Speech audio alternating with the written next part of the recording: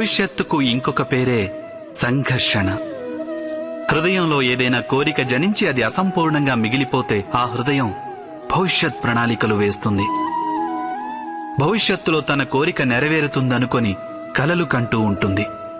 కాని జీవితం రానున్న భవిష్యత్తులోనూ లేదు, గతంలోనూ ఉండదు. జీవితమన్నది ఈ క్షణంలోనే ఉంటుంది. అనగా ఈ క్షణాన అనుభవించేదే జీవితానుభవం. మనకి ఈ విషయం తెలిసినప్పటికీ ఈ చిన్న సూత్రాన్ని కూడా అర్థం చేసుకోలేం. గత స్మృతుల వలయంలో చిక్కుకొని కొట్టుమిట్టాడుతూ ఉంటాము, లేదా రానున్న భవిష్యత్తు కోసం ప్రణాళికలు వేసుకుంటాం. కానీ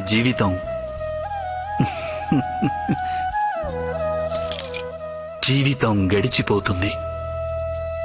ఈ సత్యం మన మనస్సులో నాటుకుపోవాలి.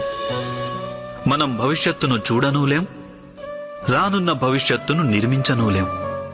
మనం కేవలం ధైర్య సాహసాలతో భవిష్యత్తును ఆలింగనం చేసుకోగలం, స్వాగతం పలుకగలం ఆ భవిష్యత్తుకు.